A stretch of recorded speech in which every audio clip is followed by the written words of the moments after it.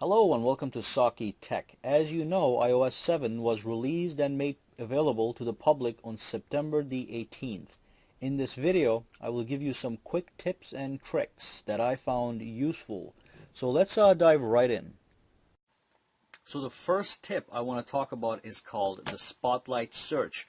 As you know, in iOS 6, you would have to swipe to the right to reveal the search menu. With iOS 7, you just have to actually swipe down on any screen to pull up your Spotlight Search. Okay, so if you're even in the next screen, you can do the same exact thing from here. Okay, which makes it more accessible and more easy and quick to use. Now the next thing I want to look at is the notification center, okay, and the control center at the bottom. But I don't want to talk about exactly what they do here because that's something you already probably know. What I want to talk about is how you can customize these guys for your specific needs. If you go into settings, okay, and you have two options here for notification center and then for control center.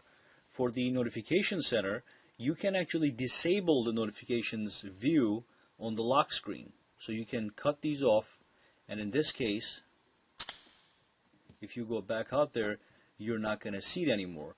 And that's a good thing because that actually allows you some privacy and protects you from prying eyes. So nobody can see who's calling you or who's texting you or any other vital information that you want to protect.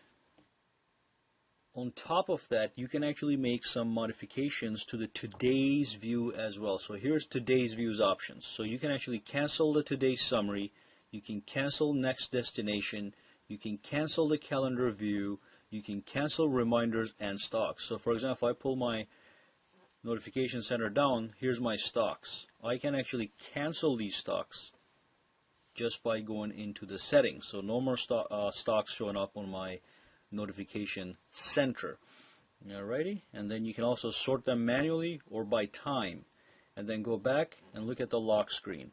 The control center. So in the control center, you can actually disable this on the lock screen, which is something I don't want to do because I do want to be able to quickly access my control center from anywhere except maybe from apps. So you can actually access control center from any app. So if I go to App Store, I can access my control center right from here.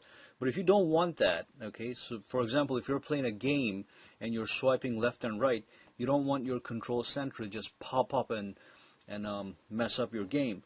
So you can go to your settings and you can disable access within apps. So if you go to App Center now, it's not going to be accessible at all. Okay, and the next thing I want to talk about is the parallax effect. So if you look at your phone carefully, if you tilt your phone around, the image in the background moves about. If that is annoying, you can actually disable that. What you want to do is you want to go into settings, okay, go into general, and go into accessibility. From here, you want to put the reduce motion option to off. Once you do that, the parallax effect is gone, and you can turn it on later if you feel like it. And the next tip I want to go over is how you can actually block people from calling you, messaging you, and FaceTiming you right from the phone settings. So if you go to settings and you scroll down to the phone, from here just scroll down to blocked and tap on it, and from here you can add anybody to this list, and then as it says down here, you will not receive phone calls, messages, or FaceTime from people on the blocked list.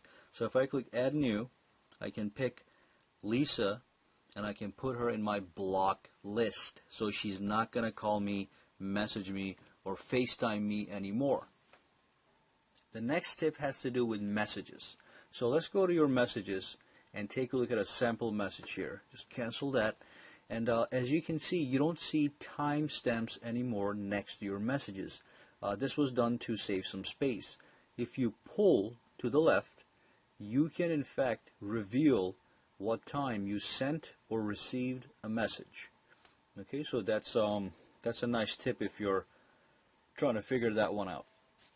And the final tip I want to talk about has to do with auto updating of your apps. As you know, iOS has a built-in feature now where you can auto update your apps without any intervention. So usually you would have to go to App Store, go to Updates, and click Update All. Now you can actually update anything you want. Well, everything you have is going to just be updated automatically, but you can actually change that as well.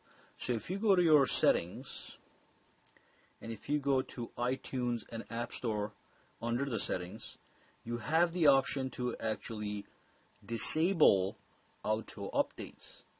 Okay, and this might have to do with the fact that you're trying to save data, but make sure that you actually enable or disable this option at the bottom here that says use cellular data.